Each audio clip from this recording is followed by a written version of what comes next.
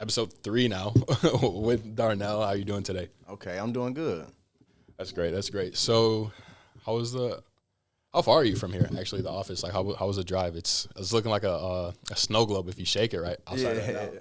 No, it wasn't that bad. I was only about 16, 17 minutes away, so Okay, perfect. quick drive.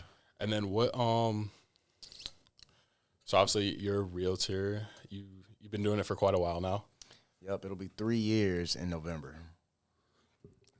3 years. That's I feel like for like real estate years, that's definitely like a long time. That's a long time, bro. It feels like 5.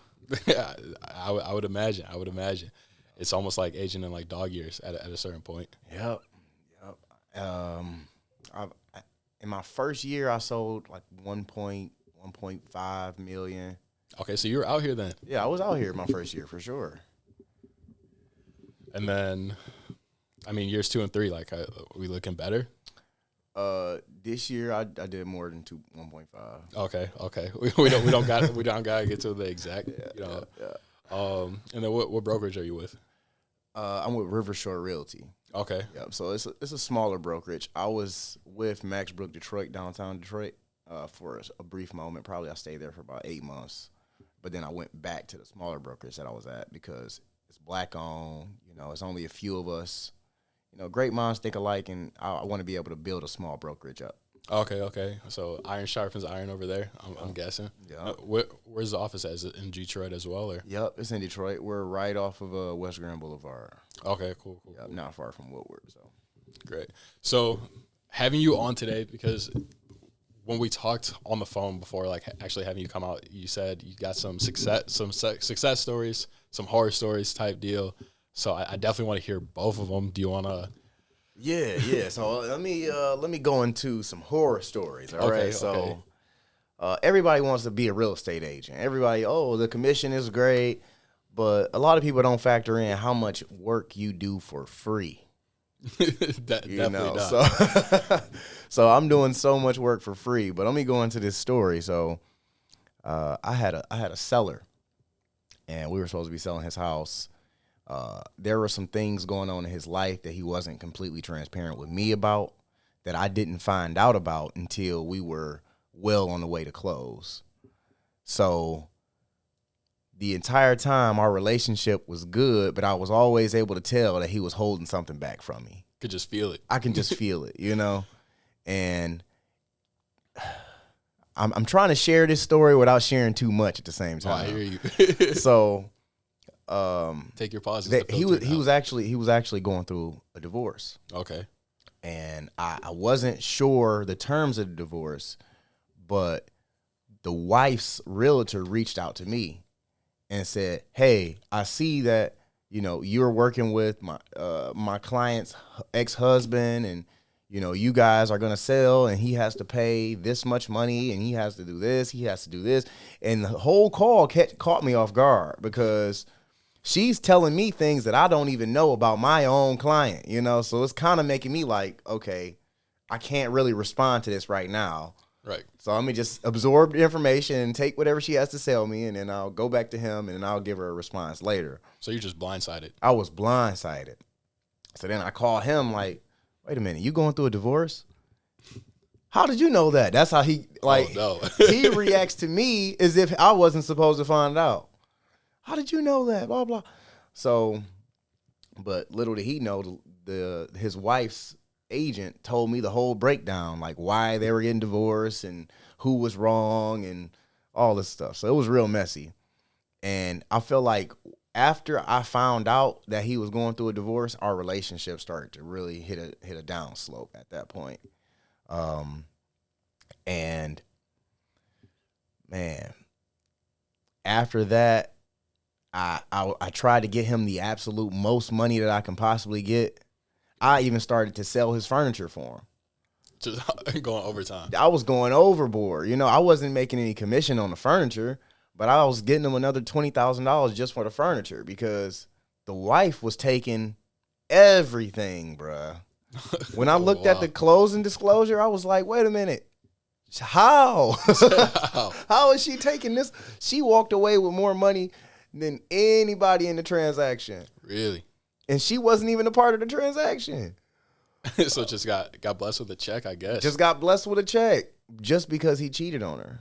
Oh wow. So did he think that like by not saying anything and then closing that he was just gonna take all of it and run? Or that's what I thought. Like I think he just thought that we were gonna be able to close and he was gonna get the check and then just deal with the issues later, you know. But you know, the title company even brought it up to me. It was like, oh yeah, he is going through a divorce. I said, wow, this mofo. So then once everything started to hit the fan, we were already in too deep. We couldn't turn around at that point. mm-hmm. And now he's starting to try and renegotiate my commission. And, you know, he's telling me like, oh, well, you know, can you give me this much back for your commission because the house sold too quick? Sold too quick. Too quick. The house sold. It was we went pending in 4 days. He was like, bro, you didn't have to show it. You didn't have to. I was like, bro, it sold in 4 days. Didn't he have to accept the offer? He had to accept the offer. We had multiple offers in the first couple days. So when he accepted the offer, everything was going smooth. He was congratulating me on what a great job I did. But it wasn't until the whole divorce thing started to hit the fan, and now it's like, damn, I'm realizing I'm losing all of this money. I'm just trying to pull money from everybody. I'm trying to get it from the realtor. I'm trying to get it from wherever he can get it, you know. And I really did him a solid justice by being able to sell his furniture. Yeah. I was going to say, you didn't have to do that I didn't have to do that at all, but that was something totally separate from the transaction. And I had to mention that to him as well. I was like, hey, well, you know, I also got you another $20,000 for your furniture. So moving out here like Art Van. Yeah, like the wife isn't going to get a piece of that. You know? So right. You're still going to walk away with something. But I would say that was a nightmare because this guy was threatening to beat me up. I couldn't even show up to the closing, bro. Really? I couldn't because as I'm on the phone with him, I'm like, well, these are the terms that we both agreed on. We were both signing the listing agreement. And, you know, I'm not trying to change my commission just because got caught. We found out that your wife is getting a lot more money than you might have thought. And so yeah, at that point he was just like, you know, I'm gonna wait outside the closing and I'm gonna make sure I get at least $5,000 out of you. And I was like, bruh. We'll see.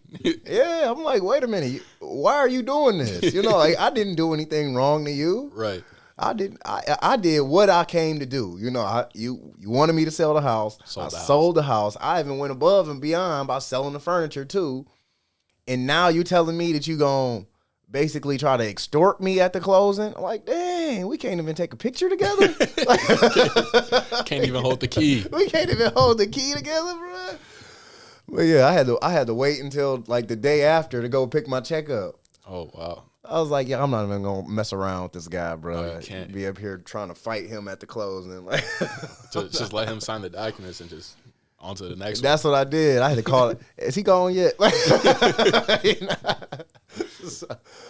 on the better end of things, I had a deal with. I can't even think of this loan officer's name. He was from out of town, like he was from like New Jersey or something, right? Okay.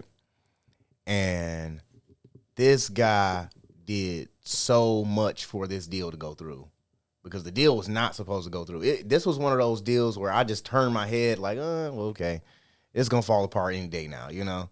But he was like, hey, you know I told the client this, and I know I told her that her closing cost was gonna be this, and I'm sorry, I was wrong. I didn't calculate this, but I'll just give her my entire commission. Oh wow. I said, what? Shout out to you. Yeah, shout out to you. So what he did was, when we got to the closing, I think her closing costs had been like $2,000 more than what he told her. You know? So this whole time we were banking on her closing costs to be, I can't even remember. I think it was like $11,000 or something. Mm-hmm. And he was like, well, since I told her that it was going to be this, I'm going to take that out of my commission and still allow it to be whatever I said it was going to be. I was like, wow, you the real MVP. For real. At least you're a good guy. You're the real MVP because that deal she didn't have the money to close, and he did all that he could, and he took the biggest sacrifice, and he was a man of his word, and that's why I was like, wow, I really got a lot of respect for you. Yeah, I mean, if it was on him, at least he made it right. He made it right, because other loan officers would be like, oh, well, I know what I said, but these are the numbers, so, do with it what you will. Yeah, do with it what you will. That's what you got to bring to closing. I've done my part. I've done my part. But yeah, I mean, I got a bunch of like great stories, man. I had a client that was moving from out of state to Michigan. Okay. And when I tell you, this guy was on top of things, bro. Like, he made my life as a realtor so much easier, bro. Like, from everything from me sending him the houses. I was sending him houses, and what I would do sometimes is I would just go and manually, go into schedule my own independent showings of houses and go in and actually walk through and see, okay, well, my client might actually like this, and then I'll bring him the next day or something. This guy was going to open houses. He was actively looking for houses, even in times where I was too busy to show him. Really stepping in. And he was loyal the entire time. So he would go to open houses, and it'd be a bunch of real estate agents trying to shove a business card down his throat. And he was like, no, I got a realtor already. He's good what he does. So I'm just going to stick with him. And we ended up finding a house that he went to an open house for. We put an offer on it, got accepted, and he submitted all his documents. We were able to close on time. I ended up at closing. I ended up buying him a bunch of stuff, bro. You had to take care of him at that point. I had to, man. Him and his wife. I ended up getting them like matching pajamas, and I remember my very first deal. Okay. And this deal was a breeze, bro. Probably the easiest deal I have to date. The beginner's luck. The beginner's luck. So this guy was moving from Washington, the state, to Michigan, and he was just like, hey, I got a call. He was like, hey, I see this house that I like. I want to buy it. What do I need to do next? I said, okay, well, if you're in Washington right now, I can FaceTime you and show you what the house looks like, on FaceTime. Right. FaceTimed him. I showed him the whole house. And then from there, he was like, okay, I want it. I was like, okay, well, I'll write up the offer. We wrote up the offer. He was like, all right, well, I can put, 30%, 40% down. I was like, okay, yeah. So he's not playing. Yeah. He's like, yeah, I got the credit. I was like, okay, well. And usually I really don't take what clients tell me and run to the bank with it, because people will tell you one thing, and then when you run the numbers, it's a total difference, Yeah, so I see it. You see it, so I usually don't take what they say, and run to the bank with it. But he was like, yeah, I got the credit, I got this, I got that. And he knew what he wanted. And we closed. He didn't ask for any concessions. He didn't ask for any repairs. He was like, I'm a handyman. I can take care of this. Said, I got this. And he knew what he wanted. And then we closed. We probably closed in like 3 weeks. And I also was able to get him $20,000 off the purchase price too from the sellers. So that was a big plus. But then the house, right after we closed, I want to say probably six to 7 months later, the house was appraising probably, it was being valued at over $50,000-$60,000 more than what he paid for it. Okay. I think we bought it for like $220 or something like that. And then 6 months later, now it's worth $300 plus. I'm like, oh yeah, he knew exactly what he was doing. Right. Like you said, he had to want it for a reason. He wanted it for a reason, and I didn't even show him any more houses. So it's just the one. That was the one, and I was like, that was the easiest transaction I've ever had. I didn't even see him until closing. Oh, okay. And you said he hit you up saying like, this is the house I'm trying to get at. Yeah, so he called me from one of my lead generation sources, and he was just like, hey, this is the one I want. And I was like, okay, well, I want to at least show it to you first. I don't want to just, I don't like writing offers for people, for houses that we don't see. Uh-huh. And if I do that, it's probably because they need to move in like ASAP, So I'm like, okay, well, we need to probably send out a couple. Okay. But in this case, he was like, that's the one I want. I don't want to see any more houses. We sent the offer, got accepted, and I didn't see him until the closing table. And that was the first time I met him. Tall, 6'8", you know. I was like, oh, I didn't know you was this big, you know. Right. The FaceTime does not show that. Yeah, you look smaller on camera, you know. Yeah, but yeah, that was probably the easiest transaction I've had. Yeah, I mean, well, when it comes to being a real estate agent, a lot of people just get so caught up in the commission. Yeah, and they don't factor in that sometimes you can have clients that can make your life great. You can have clients that'll make your life a living hell. You know, and that's just to be totally transparent. I don't talk shit about none of my clients, but it is what it is. It is what it is, you know. So you have people that aren't empathetic of your situation. Anybody who's a real estate agent is ultimately doing everything for free until the closing table. And then the day before the closing, everything can fall to shambles, and now you're not getting paid at all. Right. So it was for free then. So it was for free at that point. You see? So, and you got some real estate agents that charge like, retainer fees and exclusive agency contracts and things like that. But I don't do that. So, I honestly feel like, realtors who do that probably aren't so confident in their own skills, you know. Okay. If I have to sign a contract to say, okay, well, you can't work with any other realtors other than me, then that's me kind of being insecure in a way. But in my opinion, like, it's like a relationship. Yeah. Before you take on anybody as a client, you got to talk to them, have a face-to-face. If y'all make a good connection, okay, I'll be your realtor, or, you'll be my realtor. However they make the decision. But right. And if you're doing everything you said you can be doing, then there shouldn't really be a reason for no exclusive anything like that, because they shouldn't want to leave. They shouldn't want to leave, and as long as you're doing what you're doing, you being empathetic of their situation, because nobody likes a real estate agent that's just like, come up with the money or not. Boom. Right. No, because life is hard. People go through things, you know, so people want a real estate agent that'll sit with them and say, look, I understand. Rent was just due, or you just had to pay for your dad's funeral, or, all these unexpected life expenses that might come up. I'm like, you know what? I know I'm getting $4,000 from this commission. I'll give you $700, towards your closing costs. Right. And then that goes a whole lot longer. Like, that goes so much farther than you just saying, oh, okay, well, we're going to extend the close in another 2 weeks for you to get your next paycheck, and then now you can make up to $700, or something like that. But that goes a whole lot farther, because now they see, well, okay, now this guy actually understands my situation. He was empathetic in a time that I was being vulnerable. Because having a real estate agent, you are extremely vulnerable. Yeah. You talking about, your shortfalls, you're talking about things that you can't do. And for humans, it's hard for us to have a conversation with anybody and talk about things that we can't do. Right. Especially, you're getting personal. Especially when it's coming to finances. Yeah. Like, oh, well, why isn't your pre-approval $300,000? It's only $150,000. So nobody wants anybody to look at them like that. And I feel like a common misconception that people might have is they think that people care. They think that real estate agents actually care about how much their pre-approval is. And I know I don't.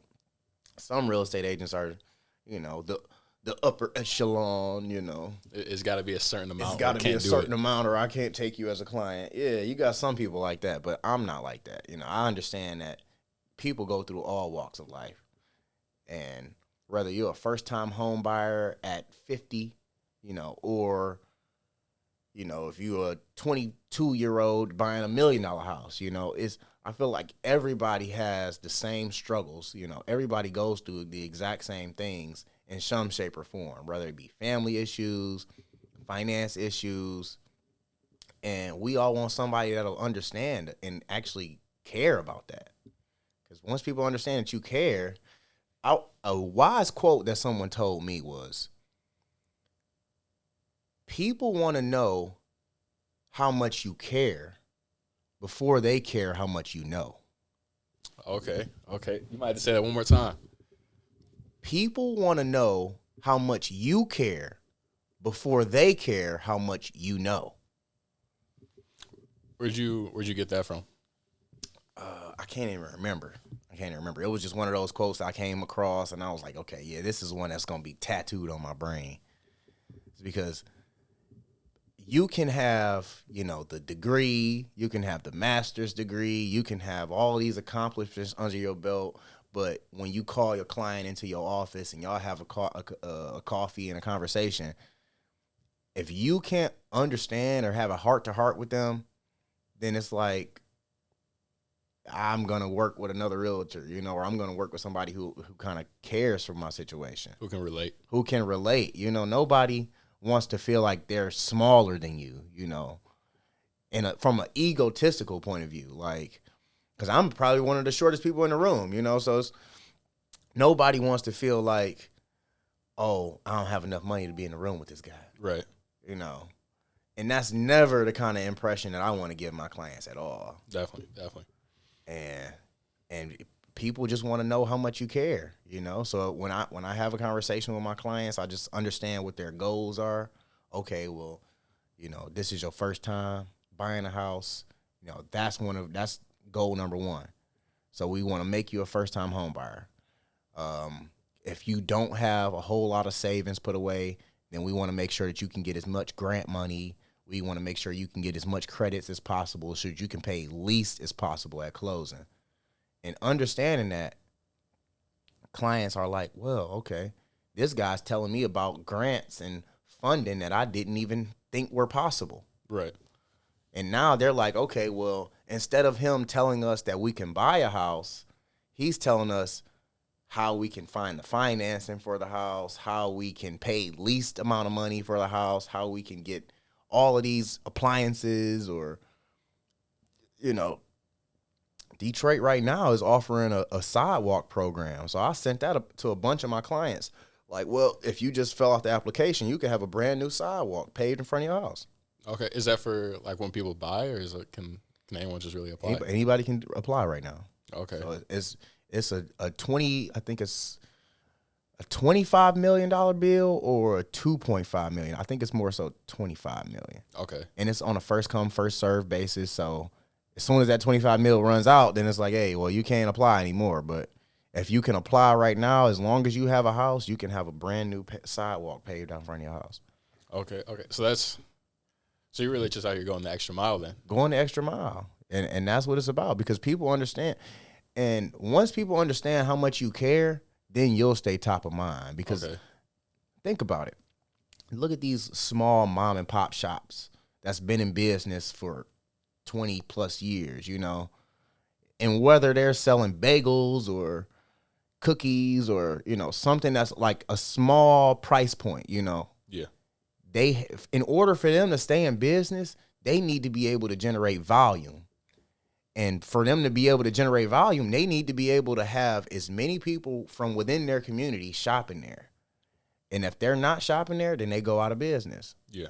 So we got to ask ourselves, why do people shop there? It's because they know, okay, well, this mom and pop shop actually cares about us. This mom and pop shop, I can probably walk in here and be like, oh, I'm sorry.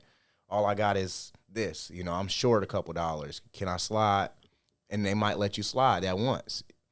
But, they might even know some of their customers by first name basis, and that's a whole lot different experience. That's a different experience than if you were to go to a Walmart. You see, at Walmart, yeah, you'll get a better price. You might stand in a longer line. None of those cash registers or cashiers will know who you are. Nor do they care. Nor do they care. They just, let me ring you up so I can get off work, and that's all it is. But the mom and pop shops are kind of closely related to how me and you interact with our clients. You got to be able to understand them on a first name basis. You got to be able to remember key moments about them. If he tells me, oh, well, me and my wife, we're about to go on our honeymoon next week, and then when I call him next week, I want, hey, how was the honeymoon? Was it good? Did y'all go anywhere special? Did you take any pictures? And me being able to say that and remembering that that's what he told me, then it's like, I actually care, because I do care. Right. And it's not so much about faking it. You know, you can't fake it. You just have to be. Yeah. This is who you have to be. You have to be a servant of the public and actually care and understand about what a person is going through in their lives. Yeah, so it's definitely more than just the transaction. It's like a whole relationship. Way more. I'm close friends with a guy. He's a real estate agent. I don't want to say his name. I am giving no free publicity, no free promo. But he does a lot of numbers. Like he probably does $50 million a year in total sales volume. Right, he's killing it. But he told me, he was like, man, this ain't about selling houses. It's about building relationships. I was like, okay, well, it is about selling houses, but yeah. I see where you go with this, you know.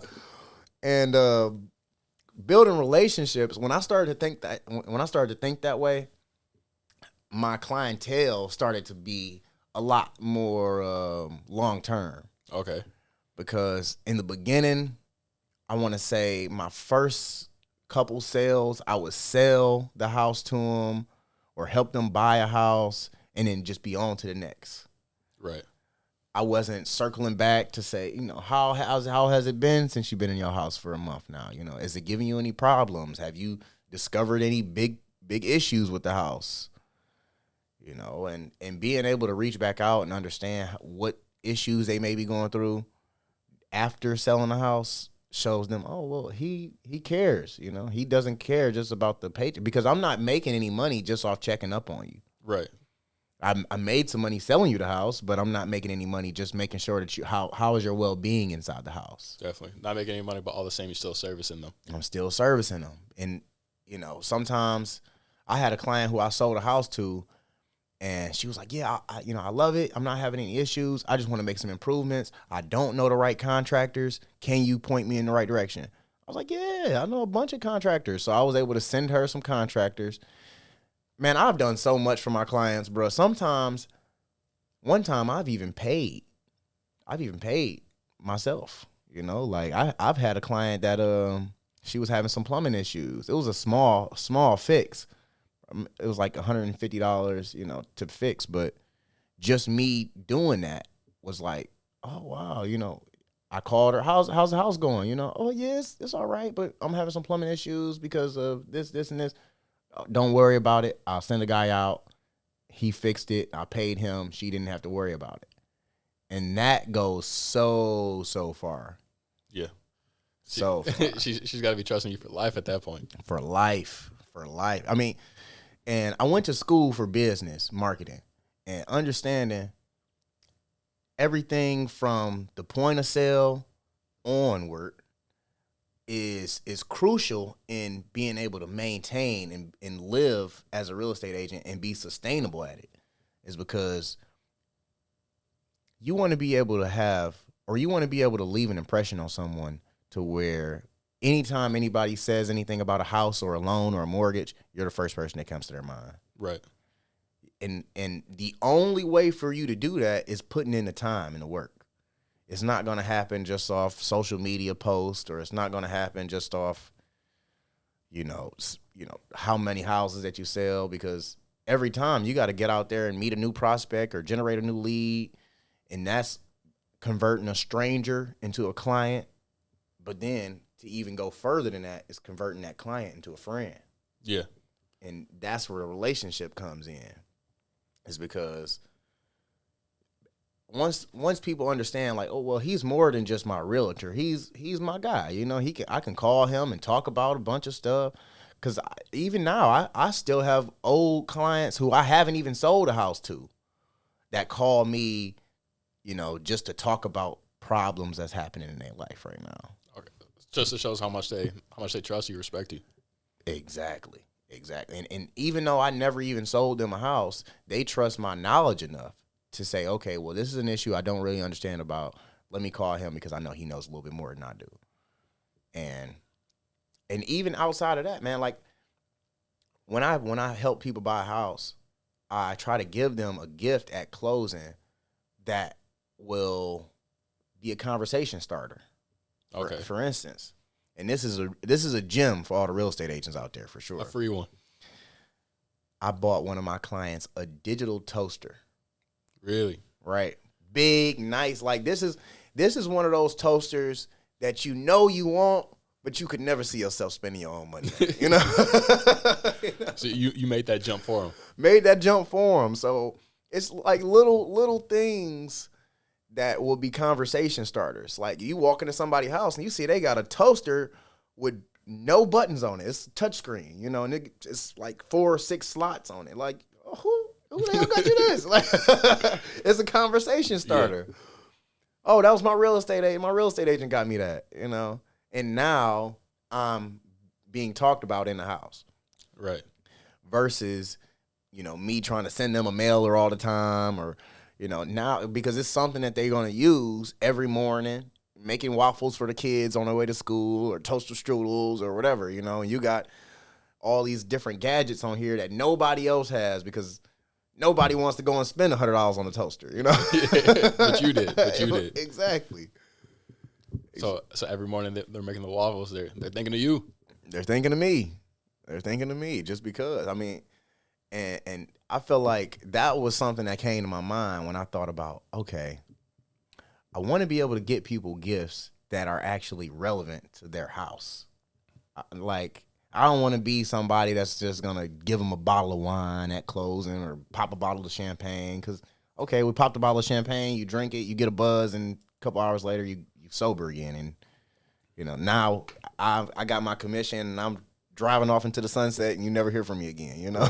And then after a while, that bottle's going to empty. You're going to throw it out. Exactly. Unless it was like a custom bottle with their name and face all over it or something like that, but what are the odds? Exactly. I'm not even encouraging all my clients to be alcoholics, you know? If that's what you do in your own time, yeah, that's cool. But being able to get them something like, or one of my clients, she bought a house for like $260,000. I got a good commission off that. Okay. So I told her, because the house that she was coming from, she was telling me, like, you know, it's her 3 kids, her husband had just passed away. Oh, wow. You know, I'm sure this was a tough time for her. And she was like, yeah, you know, it's just us 3. We living in a 1-bedroom apartment. You know, she had a lot of savings, so she was able to get a nice house. But she said, we don't even have we got a small TV that we all watch together. You know, I was like, dang. You know, when we get your house, I'm going to buy you a nice TV for the house. Okay. She was like, you don't have to do that. I was like, okay, all right, I'm not going to do it. But then after closing, I was like, come outside. I had a big 60-inch in my car. I was like, this for you. She was blown away, bro. She was like, man, I can't thank you enough, you know. And because I remembered her telling me that from the very beginning. Like, I've probably shown her 20 different houses from the time that she told me that up until closing. And the fact that I remembered, like, damn, you know, I remember her telling me they had a 20-inch TV that they were all watching. And now she got a 60-inch. Even it's not 100, you know, it's not an 80-inch or nothing like that, but she's gonna upgrade. It's definitely an upgrade, and she's gonna appreciate it a whole lot more because, for one, she didn't have to pay for it, and then for 2, she didn't have to ask for it, and then for 3, I remembered her saying that was a struggle that she was dealing with. Yeah, because I was gonna say it's like she only had to have like brought that up like once, you know, and I remembered it, and that's stuff that people don't like to talk about. So for her to be able to share that vulnerable moment, because, you know, it's a lot of people that's at home sleeping on the floor or, you know, going through tough times. And I'm not saying that to knock anybody, but I'm saying it to say I understand what it's like to live a hard life. Yeah.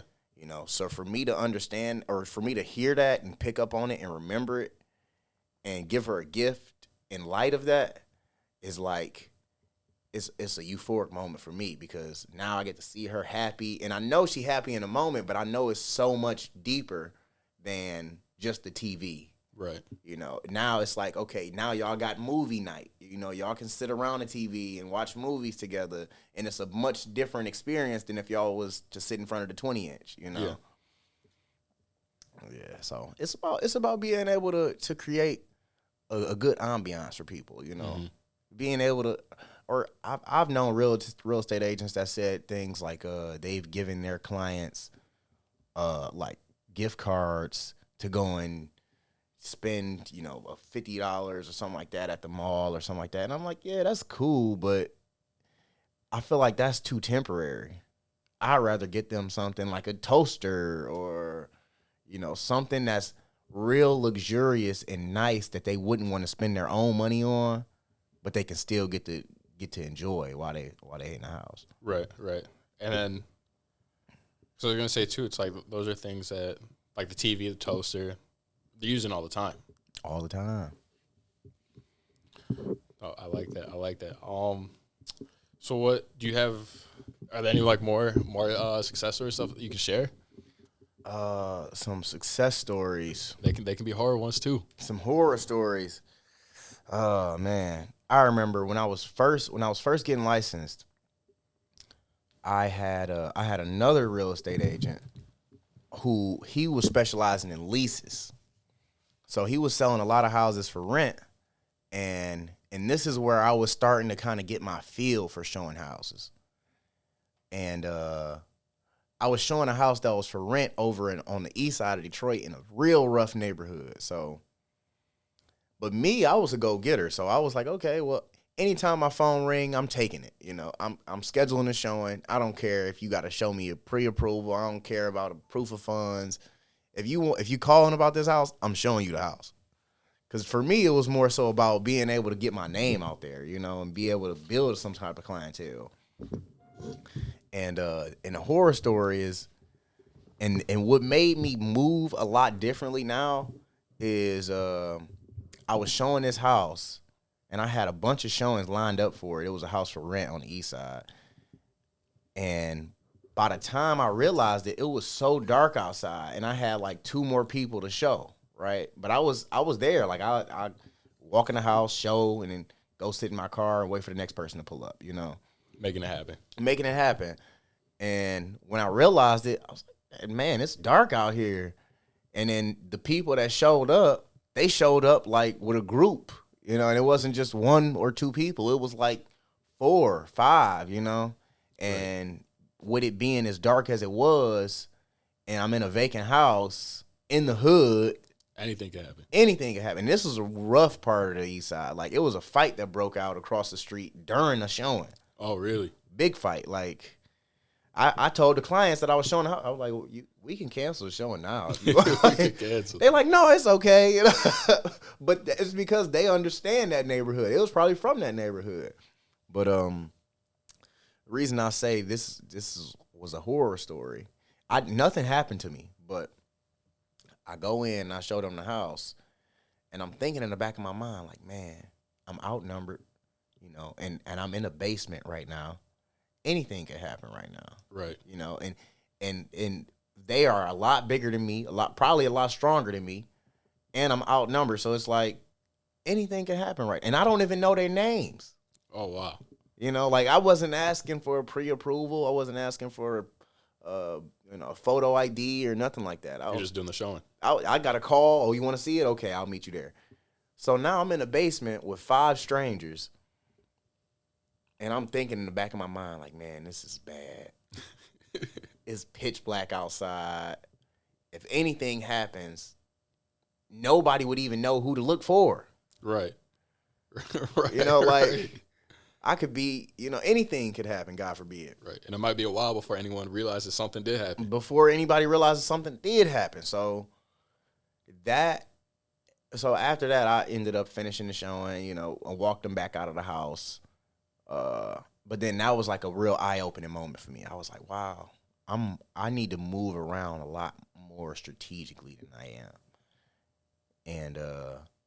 And actually I had a girlfriend at the time, and she wanted to be a real estate agent. And I was like, you know, I would love for you to be a real estate agent, but I would need you to get your CPL first. Right.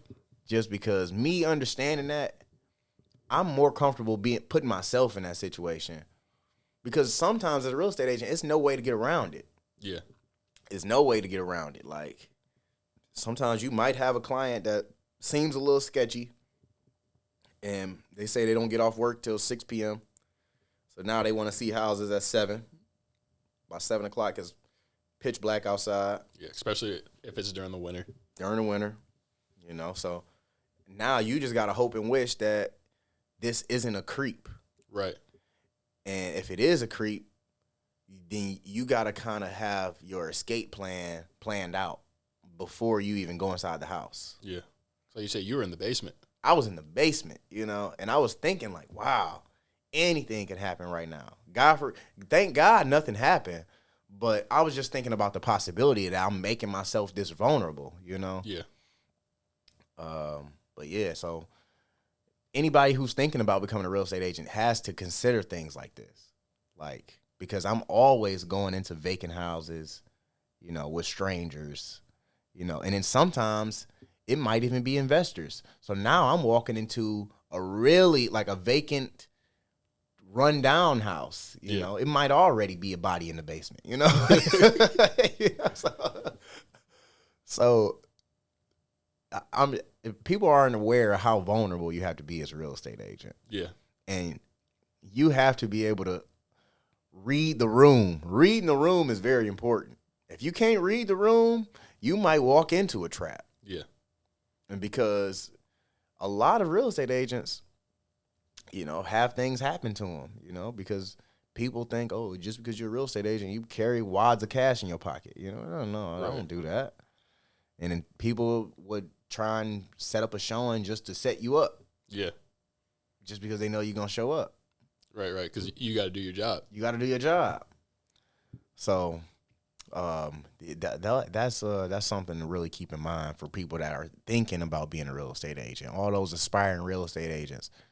Is that if you want to be a full service realtor and you want to be open all the time and offer that 24/7 service to clients, which is a great thing to do, always keep that in the back of your mind. It's like, I have to have a cutoff at some point. Yeah. Because if I'm allowing myself to be that vulnerable, it's not a matter of if, it's only a matter of when something might happen. Definitely. It's life is full of risk. Yeah. And in the kind of people that you're dealing with, you might have, by the morning time, you might have, somebody who wants to see a house that's, as lolly, as joyful and as kind as possible, and you feel like, oh, I can let my guard down around this person. This is somebody who, even though they probably could do some damage to me if they wanted to, but they don't. It's a gentle giant, Right. But,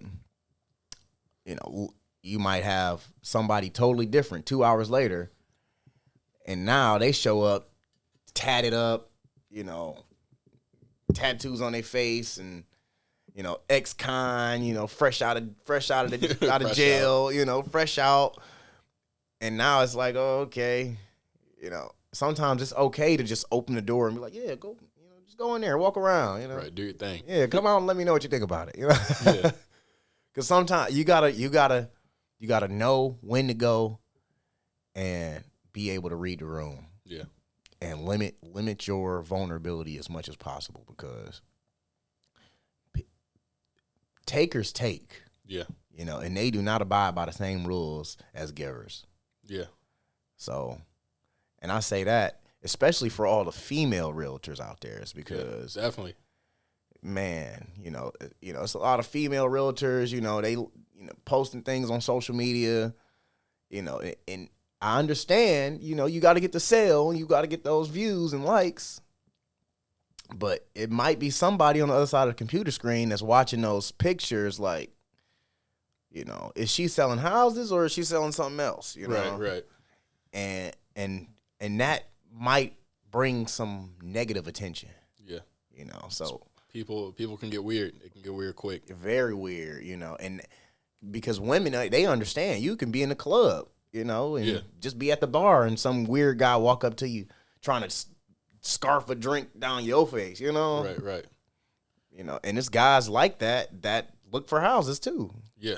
Now we talking, it's just you and them in an empty house. Yeah, not at the bar, right. And now y'all just in an empty house, and They don't got to play it up for the crowd. They don't got to play it up for the crowd. This is your first time meeting with them. You haven't seen their pre-approval yet.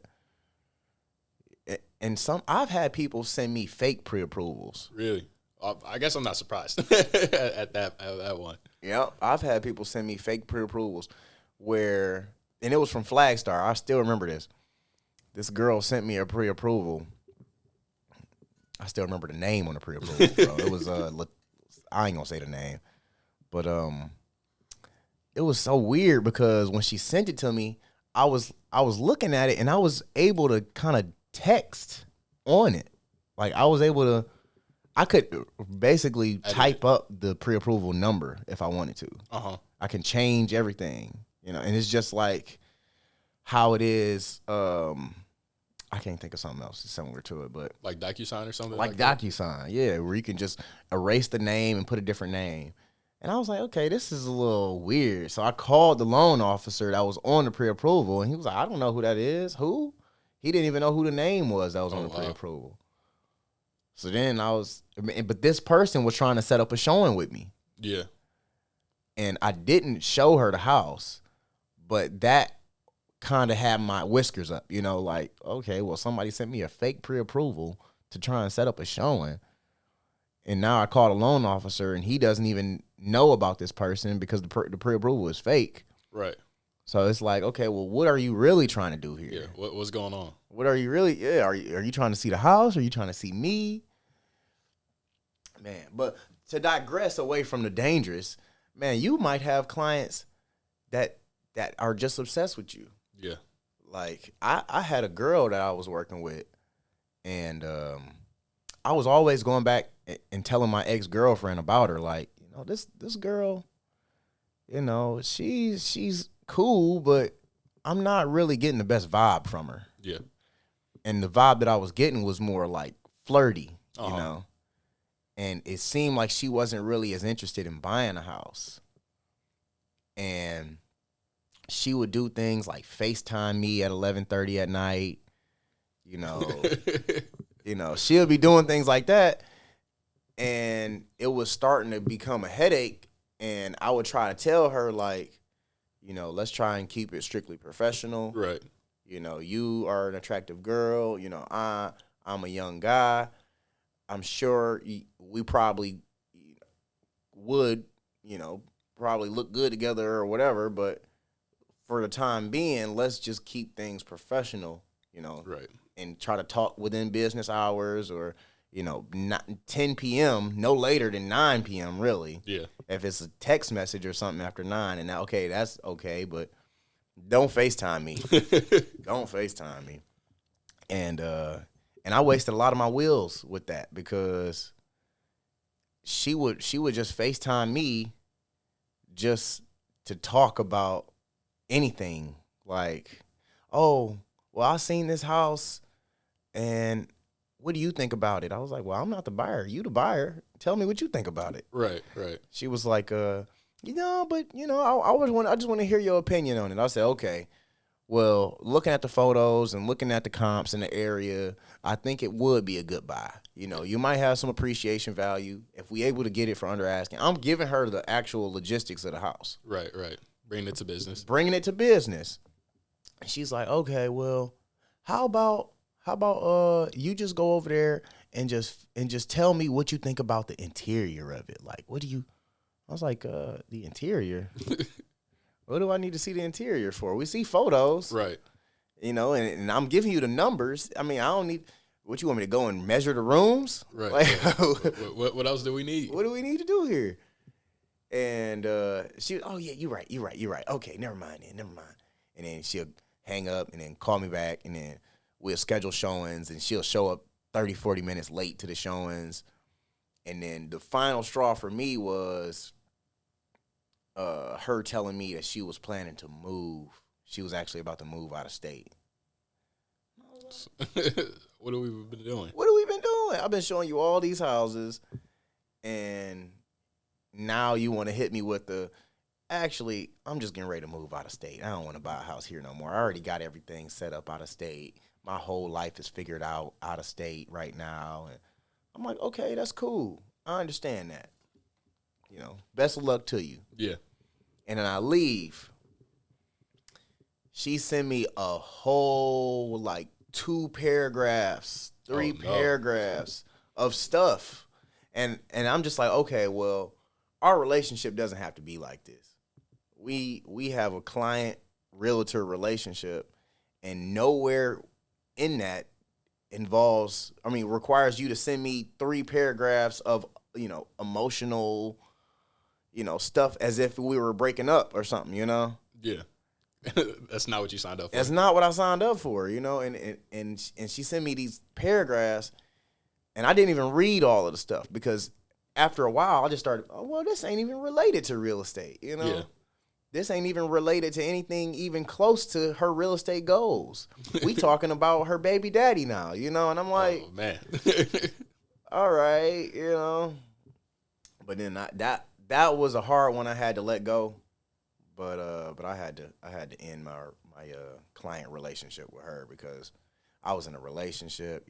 I had to try and be respectful to the woman that I was dating. Right. And at the same time, I really didn't feel like I didn't feel like me and that client were even getting anywhere as far as business. And she's going out of state at this point. But now in this long, couple paragraphs, now she's telling me, yeah, I don't know why I told you that. I'm really staying here, and you just make me nervous when I'm around you. And I'm like, yeah, all right. Yeah, we're done. We're done. Man. That's a lot. I was going to say, I don't really run into that because, being on the loan officer side, most of the times I don't see the clients until closing. So I don't got to go through those hoops and ladders. I know women deal with it a whole lot more than me. Yeah. I was gonna say some of my women realtor friends, like, they tell me, like, people get weird, or like sometimes they'll just take their business cards and like trying to reach out to them, like under like the guise of, oh, I'm trying to buy a house, but really they're just trying to talk to the realtor, stuff like that. So like all that stuff like definitely happens, and it's like we said before, it's like people get weird, and it's not like they're in a pub. Like sometimes, like depending on the show and stuff like that, you're not in a public setting, so it's like you don't gotta play an act or anything like that because like, oh, there's a crowd, you can't be acting outlandish. It's like, it's a one-on-one. It's a one-on-one. Yep. And man, to talk about, man, I had a deal, and this really blows my mind. I had a client who fell in love with a house. Okay. And this house, I won't go into too much detail, but he fell in love with it, and we made the offer. The offer was solid. We were getting it under ask price, and I really think that the only reason we were able to get it for under asking is because the listing agent did a terrible job marketing this property. Okay. Like, the house only had like 2 or 3 photos, and the photos were taken off her phone, and it wasn't even like capturing the real features of the house. So then when we got in it, I was like, oh, well, this is a gem, Like, who would have thought? Who would have thought? Like, if she would have just uploaded more pictures, this would have sold way over asking. But when we got it under contract, I think his closing cost was like $15,000 or something like that, right? Okay. He put $5,000 up for earnest money deposit. Big chunk. Yeah. Big chunk. And I didn't know the loan officer. This was a loan officer that he went and found. Okay. And the something happened, with the whole FTX exchange, the crypto exchange, and he told me that a lot of his assets had been frozen. Really? Because of that. Like, so now he had all this crypto that he couldn't access anymore, and it was just a real sticky situation. So we got up until the day of closing, and the morning of closing, bro, I'm saying, like, we had everything scheduled. I think we were supposed to close like 12 p.m. that day. Okay. He texted me like 8 a.m. like, hey, I can't get the house no more. I'm not closing. Like, wait a minute. You got to call me and say this. Right. We got to break this down. Don't just break up with me over a text message, like. So I called him. I tried to work some things out. He like, no, I just can't. I can't do it. I can't do it.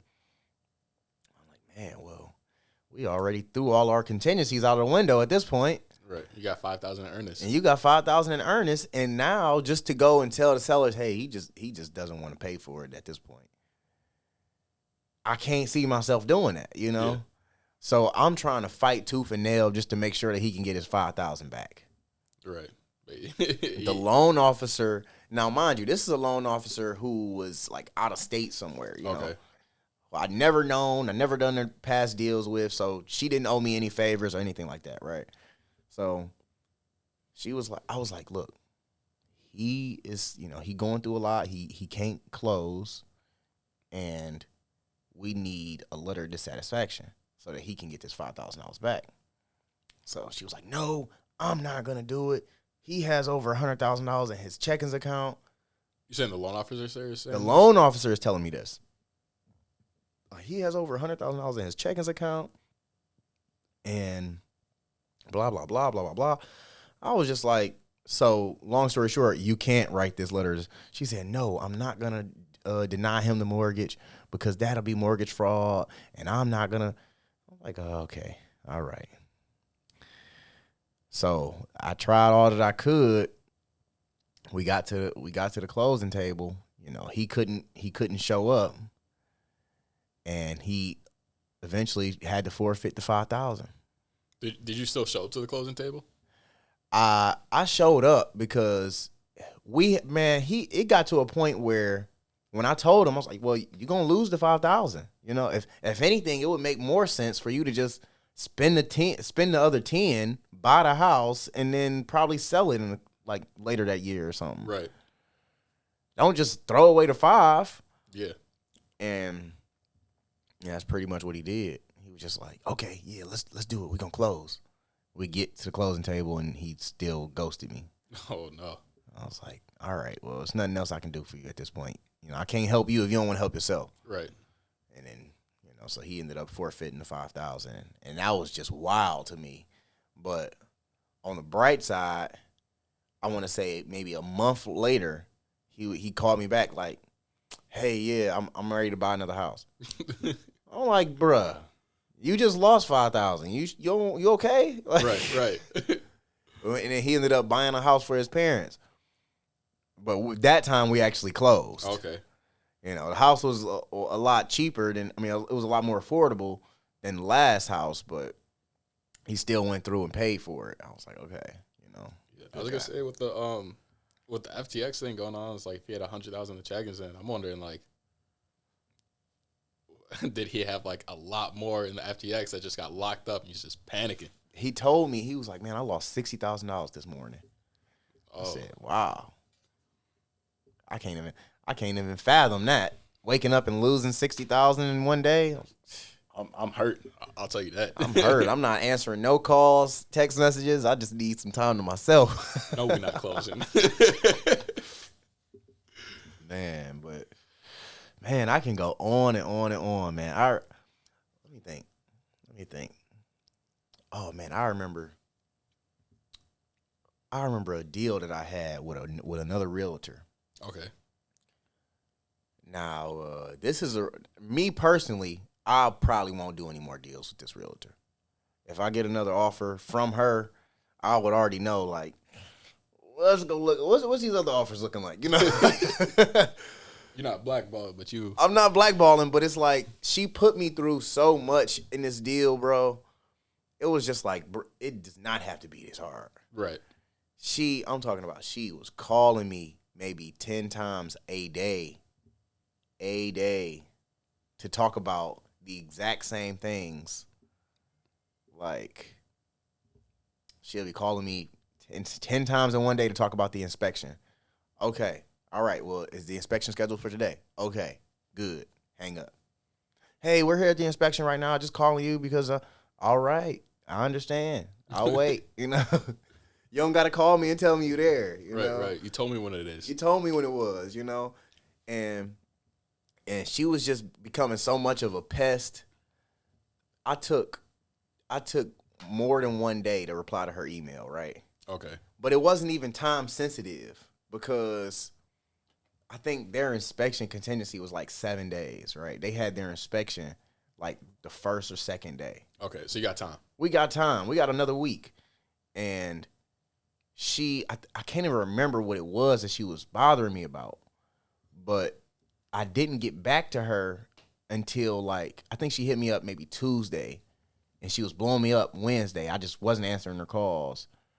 And then by Thursday, she's sending me a long email talking about how she's about to sue us and now she's about to take us to court. And I had to call my broker, like, can she sue me for this? Like, for not replying to her email in time? Is there a time you got to respond by? Exactly. I was just blown away. Like, wait a minute, she talking about suing? We still in the inspection contingency period. Like, we ain't even had the appraisal yet, and you talking about suing. But my broker, I ended up having to get on a 3-way phone call with this girl, with me and my broker. My broker had to explain to her, like, look, you know, Darnell is completely in the right here. He is not doing anything wrong. You know, you just need to be a little more patient. You know, this isn't his only deal, you know, because at the time I had probably like 10 different deals going on, you know. And it's like, all right, I'm going to get to you when I get to you. I'm going to make sure that I get to you within your inspection contingency period. But, man, and then to make things worse, we got past the whole suing situation. Okay. And then once we had the appraisal, I think it was an FHA deal too. We had to get some repairs done. Okay. I told her, I was like, hey, my seller isn't willing to do any of these repairs because I could already feel that she wanted the house a lot more than we wanted to sell the house. Uh-huh. So I was like, yeah, we not really willing to make any of these repairs. So she had her buyer pay for all these repairs. And after the repairs were done, we tried to order the reappraisal, and she tried to take the key because she was just like, well, I'm going to hold on to the key because, bruh, like, and then to make things worse, okay, the appraisal came back good. We made the repairs. Then I was telling her, like, we will need an extension. We will need a contract extension because we supposed, like, I think the closing date was like the day after we had just got approved for the FHA inspection. Okay. Like, now that the repairs came back good, we supposed to close tomorrow. We don't got enough time. We're going to need to extend. She still told her buyer that we were closing tomorrow. What is the point? So she ended up giving her buyer my number. So now her buyer is calling me like, hey, is this Darnell? I was like, yes, good afternoon. Who is this? This is such and such. I'm the buyer for this house and blah, blah, blah, blah, blah. And my agent is telling me that we supposed to close today. Is that right? I said, no. No way. I already told her that we going to need at least 3 to 4 days because we need to get everybody on board now because we got to coordinate it with the title company, make sure that they have a title agent that can help us close. You know, it's a lot of factors that's going into play. So just because the appraisal came back good, great. But that don't mean, okay, all right, let's go sign the papers tomorrow. We can close. It don't work like that. So I'm explaining to him, like, look, I already spoke to your agent. I told her that we wasn't going to be able to close tomorrow. We need some more days, you know, but you still going to get inside the house. Don't worry about it. He's like, oh, okay, well, I just drove out to, and then what makes it even more annoying is that this agent, she chose a title company that was like on 25 miles somewhere. Okay. Like, the house is in Detroit. So we're out of the way. Way out of the way, right? So, and she's trying to get us to go. I'm telling her, I'm not driving 25 miles. You know, I'm not, you know, like, they tell them to mail the check at that point. Yeah. But her buyer drove all the way out there thinking that we were supposed to close on that day. I'm like, no, bro. Like, she should have told you this. I can send you the email thread of me telling her that we're not able to close. Yeah. I get off the phone with him. She started calling me. hey, Darnell, we at the closing table right now. Where are you at? I'm like, why are you there? Why are you there? How'd you get in there? Right. So I spoke to my broker. My broker told me, he was like, look, I got a bad feeling about this agent. You might want to go and take the key out of the lockbox. Right. I was like, okay. So I just went and took the key out of the lockbox. Right. Just because I'm like, okay, you just like giving me a bad vibe, you know? So that day when we were supposed to close, apparently, you know, according to her, she went back to the house later that day. Like, hey, we at the house, and I opened the lockbox, and the key's not in here. You know, we gonna sue y'all because he was supposed to move in today. And I'm like, look, you told him that we was gonna close today. We did not come to an agreement to close today. And I think what his situation was, he ended up like ending his lease or something on that day. Okay. So she's like, well, what am I supposed to tell my buyer?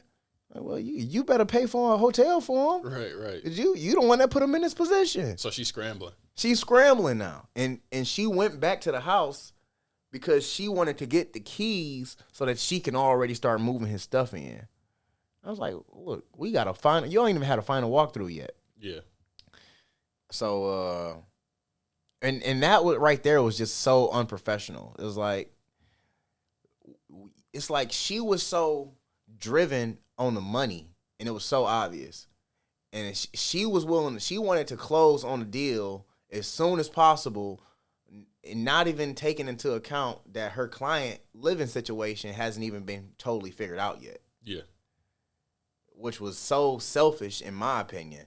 It's like, well, you could have just told him, hey, you know, and when I had a conversation with the buyer, because he was calling me, he was like, yeah, my landlord, he real understanding. You know, he'll give me a couple extra days if I just ask. I was like, yeah, that's what you need to do. Just ask for a couple extra days. We can get closed, and then you shouldn't have any issues. And then we waited a couple extra days, and then we were finally able to close. And then when we closed, we had to close in 2 separate places because she went all the way out to 25 Mile. I closed at my office down in Detroit. Like, okay, right. Why would I drive an hour away to close when I can just, the house is in Detroit, let's close in Detroit. Right. Makes no sense to drive out to Macomb County. And she still did that. And then I just went and put the keys back inside the lockbox. And the cool part about it is the lockbox was like built into the fence. Okay. So that was cool. So I didn't even have to take the lockbox off. It was built into the fence. And yeah, and then that's when they moved in. And her buyer called me like, man, I'm going to work with you next time I buy a house. That's what he was telling me. I was like, yeah, you probably should. You know, me or as long as it ain't her. You know? Right. Anyone but her. I was like, yeah, this. And no, I missed a crucial point in it. She was with EXP, okay. Right? And you know, EXP, they give you your own transaction coordinator and stuff. Apparently, mid-transaction, her transaction coordinator was the one that was giving us all of their responses, you know? So those are the people that I'm talking to. Okay. So it's her team lead, right? She had her team lead on there, her transaction coordinator. It was like 3 or 4 people attached to this email. And I'm coordinating things with them. I'm just replying all, you know, I'm hoping that she see it too. And I guess while they were coordinating with me, she was left out of the loop. And she got mad and left their team. So she calls me like, yeah, stop replying to their emails because I'm not even on their team no more. And I'm doing this deal all by myself now. And I was like, wow. She's all over the place. All over the place. Like, dang, you just quit your team mid-transaction? And so now what do I do about them emailing me now, you know? Right.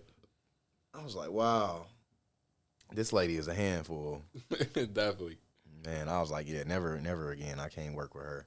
So you got the eye out for next time. I got the eye out. I seen her on Facebook recently. I was like, yeah, I ain't gonna accept that friend request. I'm not accepting that. No, you can't. You can't.